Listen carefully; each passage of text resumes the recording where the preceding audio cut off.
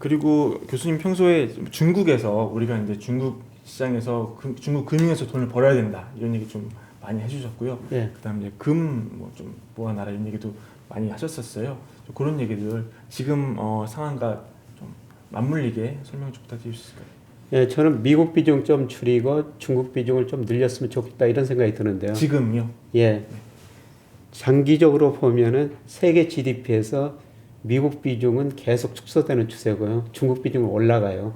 아마 2029년, 2030년 되면은 중국 비중이 미국 비중보다 더 높아질 겁니다. 와.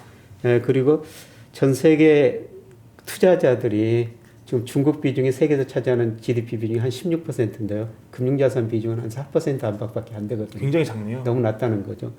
예, 그리고 중국 경제가 과거처럼 9 내지 10% 성장하는 시대는 이미 지났어요. 네. 4 내지 앞으로 5% 성장할 거거든요. 예, 그런데 내실이 있는 안정성장이라는 것이죠. 이런 성장 과정에서 중국의 금융산업이 굉장히 빨리 확대될 거라는 겁니다. 예, 과거에는 중국 기업들이 이제 투자하는데 돈이 있어야 되지 않습니까? 그걸 은행에서 빌렸었어요. 네. 근데 은행에서 덜 빌려 쓰고 이제 주식이나 채권을 통해 가지고 자금을 조달 많이 하거든요. 그래서 중국의 주식시장, 채권시장이 굉장히 빠른 속도로 확장이 될 거라는 겁니다. 이런 걸 기대하고 지금 미국계 금융회사들이 중국에 굉장히 많이 진출하고 있고요.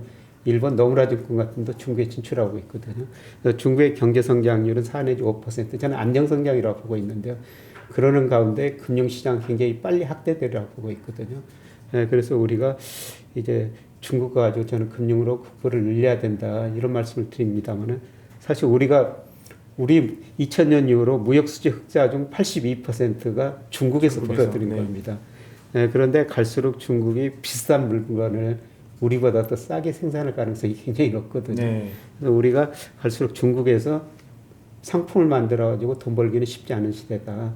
그동안 상품 팔아가지고 중국에서 엄청난 돈을 벌었거든요. 그 돈 가지고 중국 금융시장에 진출해가지고 돈을 벌어야 된다. 이런 말씀을 드리고 싶고요. 그 다음에 최근에 금값이 많이 올랐다 조정을 보이고 있습니다만 저는 장기적으로 금값은 더 오르리라고 보고 있습니다. 금값을 결정하는 게 달러 가치고요. 그 다음에 통화량, 세계 유동성이고 인플레이션이거든요. 저는 앞으로도 4년 정도 달러 가치가 더 떨어지리라고 보고 있습니다. 바이든 정부 내내 미국 대불균형이 워낙 심화되어 있고요. 그 다음에 미국 GDP가 계속 축소되고 있어요. 미 달러 가치하고 미국 GDP는 모양이 똑같습니다. 네. 앞으로 4년 동안 미국 GDP 축소라고 보고 있고 달러 가치 하락이다. 그리고 전 세계가 워낙 많은 돈을 풀어놨거든요. 이런 돈 일부가 금으로 갈 수가 있고요.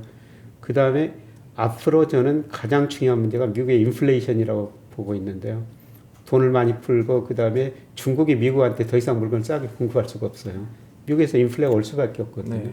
인플레가 오면은 인플레 해지 수단, 대표적인 해지 수단이 금입니다.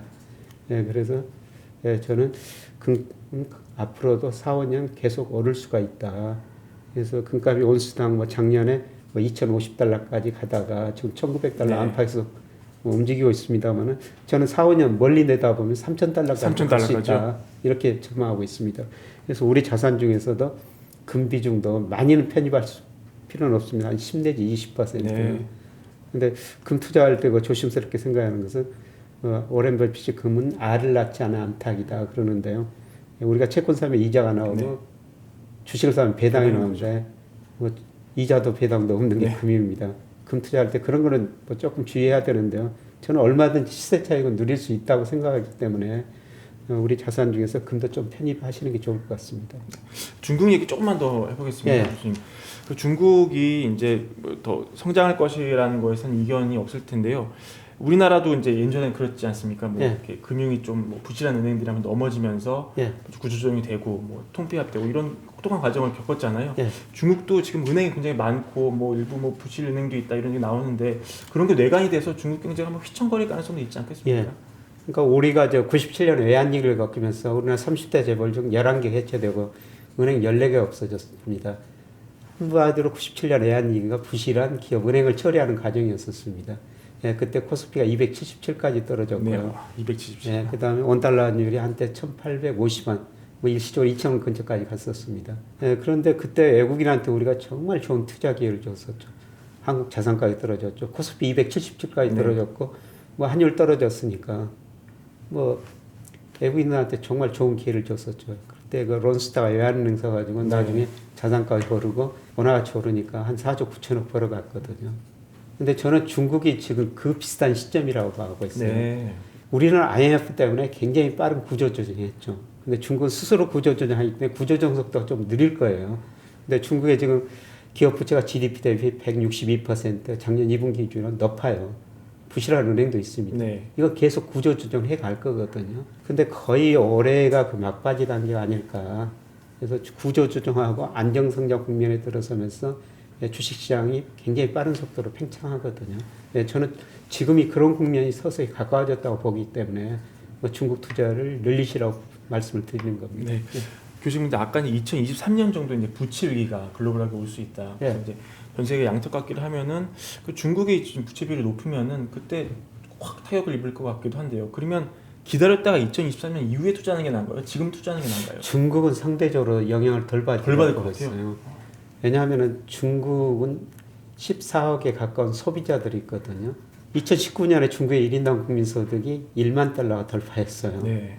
근데 예를 들어가지고 작년에 전 세계 경제가 굉장히 어려웠지 않습니까? IMF 추정에 따르면 마이너스 4.4%, 미국도 마이너스 4% 이상 그렇게 어려웠었거든요. 중국은 저 2% 정도 성장한 것으로 추정이 됩니다. 네, 그거는 중국 소비자들이 있기 때문입니다. 뭐 중국 어느 정도 구조조정을 하지만은 상대적으로 중국의 소비자들이 계속 소비를 해줄 것이기 때문에 중국은 저는 다른 나라보다 충격을 덜 받으리라고 보고 있습니다. 예, 그리고 중국 정부가 지금 쌍순환 전략을 펼치고 있는데요. 이 쌍순환 전략이라는 게 뭐냐면은 중국의 내수를 키워가지고 중국 경제를 외부 상황에 영향을 덜 받는 탄탄한 경제로 만들겠다. 주로 그런 내용이거든요. 저는 그게 어느 정도 가능하리라고 보고 있기 때문에 세계 경제 충격이 오더라도 상대적으로 충격이 덜할 나라가 저는 중국이라고 보고 있습니다. 네. 그러면 중국에서 구체적으로 업종 투자를 한다면 어느 쪽 업종에 투자하는 게 제일 좋을까요? 네, 중국의 내수 1등 우량주들인데 각 업종의 1등주들입니다. 네, 그런데 뭐 이번에 엔트그룹에서 우리가 보시다시피 중국은 사실 저 기업 리스크, 네. 정책 리스크가 크거든요. 그렇죠. 그래서 저는 중국 주식 투자할 때는 뭐 직접 개별 종목보다는 1등주로 구성된 펀드, ETF 이런 게 간접적으로 투자하시는 게 더 바람직스럽다고 보고 있고요. 그 다음에 조금 더 좁히면은 앞으로 전 세계가 저는 전기차로 가리라고 보고 있거든요. 그 전기차를 제일 많이 사용할 때가 중국이라고 보고 있어요. 왜요? 중국에 지금 10명당 자동차 보유 인원이 1명에서 2명 되는 가정이거든요. 우리나라는 5명 정도 되고 미국은 거의 8명이고 네. 일본은 한 7명 정도 되죠. 네, 그런데 우리나라와 비교하면 1990년대 초반 수준이에요. 10명당 자동차 보유 인원이 1명 하면 2명. 네. 앞으로 굉장히 많이 늘어날 거거든요. 예. 예, 그 늘어난 차가 중국에서 거의 전기차일 거라는 겁니다. 예, 그래서 중국의 그 전기차 관련 ETF, 네. 뭐 거기에 보면 이런 것도 우리나라에 상장이 되어 있거든요. 예, 거기에 전기차뿐만 아니라 전기차 관련 거 부품 회사도 포함되어 있어요. 이런 것들 괜찮을까 보고 있고요. 예, 그 다음에 장기적으로 전 세계적으로 뭐 이번 코로나를 거치면서 우리가 건강해야 되겠다, 오래 살아야 되겠다. 뭐 헬스케어 산업이요. 네. 뭐 중국서도 그 소득이 증가하면서 그쪽에는 굉장히 빠르게 성장할 거라고 보고 있습니다. 전반적으로 중국의 그 내수 1등 우량주로 구성된 ETF 펀드 같은 것이 좋아 보이고요. 조금 더 범위를 좁히면 네.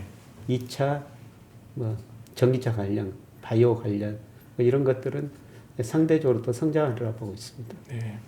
교수님 조언은 지금도 통용되는 그런 말씀이신 거죠? 예, 저는 꾸준히 뭐 우리가 저 은행에 적금하지 않습니까? 네. 근데 주식이라는 게 항상 한 번에 사면 안 되고요. 그렇죠. 그냥 꾸준히 그냥 적금들도 계속 우리가 월급 받을 때마다 일정 부분 소액까지도 언제든 투자할 수 있으니까 그 비중을 서서히 늘려가는 게 좋을 것 같습니다. 네, 교수님. 매부리. 그리고 교수님, 사실 교수님 주전공은 아니시지만 이제 부동산과 관련된 얘기 조금 해보려고 합니다. 결국은 사실은 부동산도 금리의 함수거든요. 예. 근데 지금 부동산이 뭐 강남 집값 전례 없는 수준으로 지금 올라와 있는데 교수님은 빠른 내년 하반기 정도부터 이제 금리 인상 사이클이 다가오면서 금리가 이제 계속적으로 오를 거라고 예상을 하시잖아요. 그렇게 되면은 이제 한국 집값 이제 어떻게 될 가능성이 높겠습니까? 뭐 말씀하셔서 제가 부동산 전문가는 아니고요. 그런데 제가 우선 평가해 보니까 네. 주식처럼 부동산 가격 특히 아파트 가격은 너무 높습니다. 얼마나 높습니까? 그래서 KB 국민회사가 네. PIR이라고 발표하거든요. 그렇죠. 예, 우리나라가 소득 수준에 비해서 집값이 얼마나 높은가. 근데 작년 9월 기준으로 보면 15.6배예요. 많이 높은 겁니까? 굉장히 높습니다.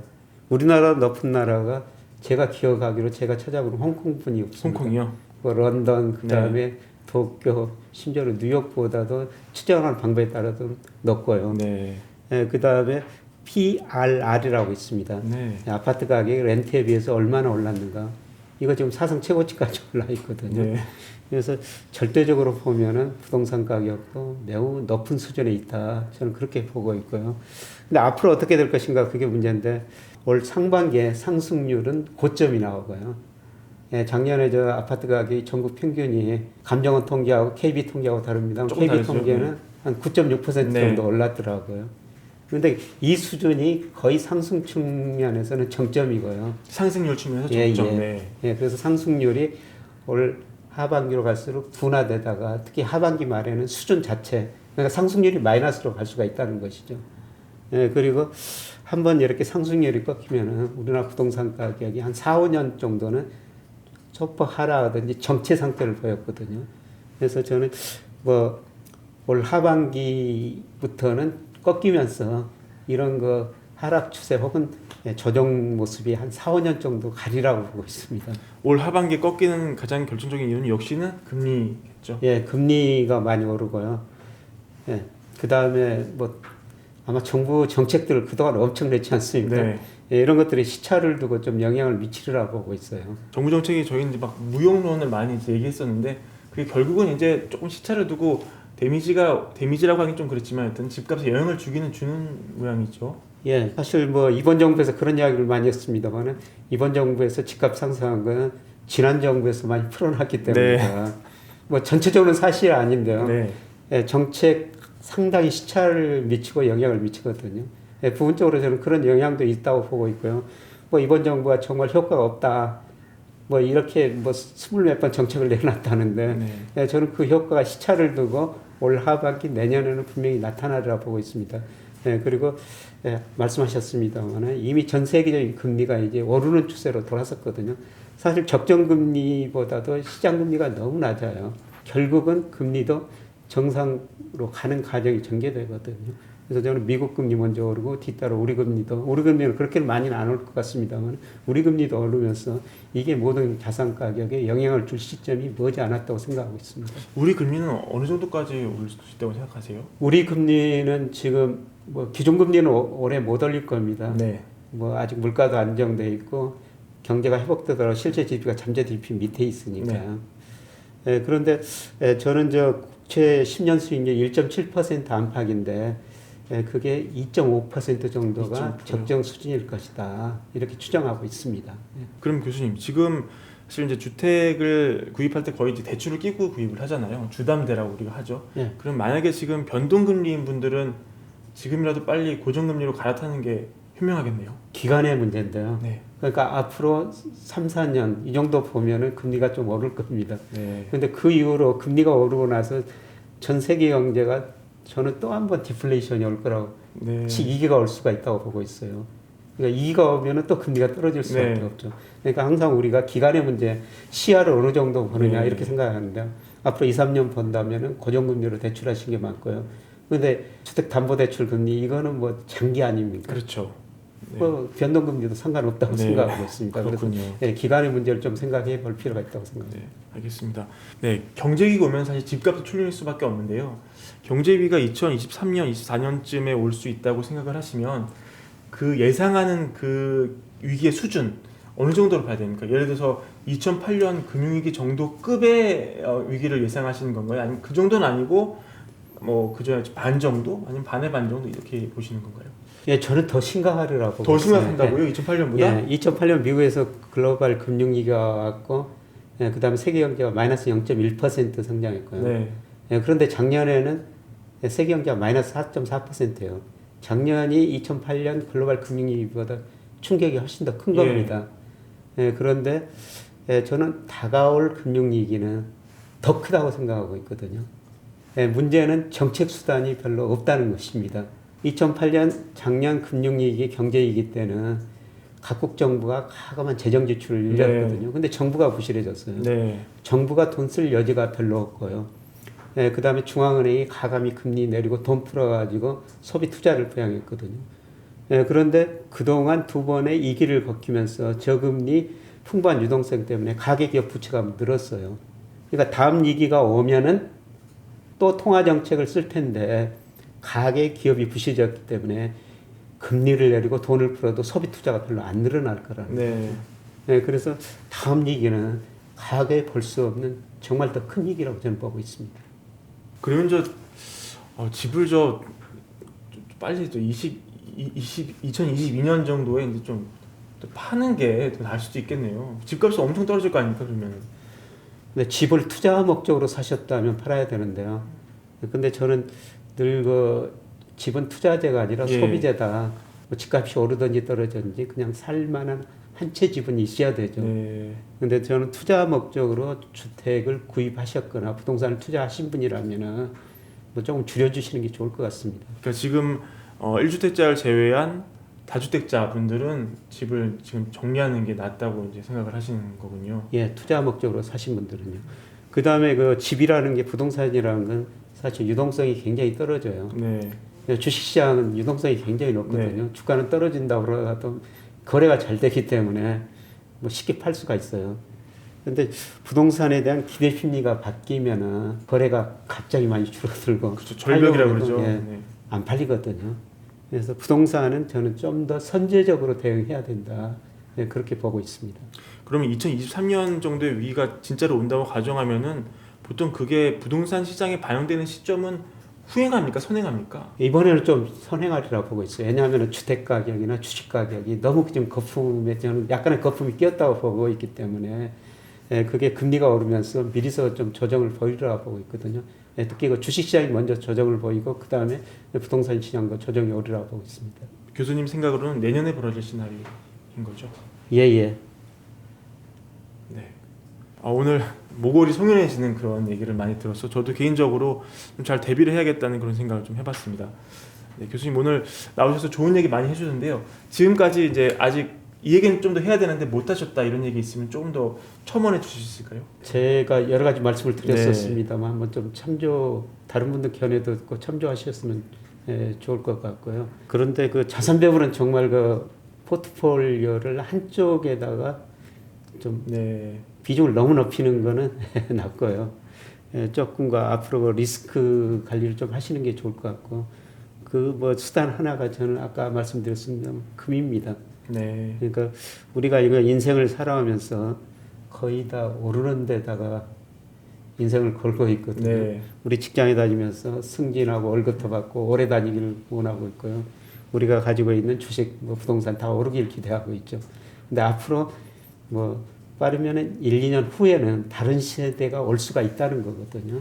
예, 그런 시대를 미리서 대비해가지고 다양한 리스크 관리를 해야 되는데 그 리스크 관리 중에 하나가 금일 수도 있다는 것입니다. 알겠습니다. 네, 시청자 여러분 오늘 김영익 교수님 모시고 정말 도움이 되는 얘기 많이 나눠봤습니다. 앞으로 미래 준비하실 때 꼭 참고하셔서 포트폴리오 짜셨으면 좋겠습니다. 그럼 오늘 영상 여기까지 마무리하겠습니다, 교수님. 네, 여러분 구독과 좋아요도 부탁드리고 다음에 더 좋은 콘텐츠로 다시 찾아뵙겠습니다. 여러분 감사합니다.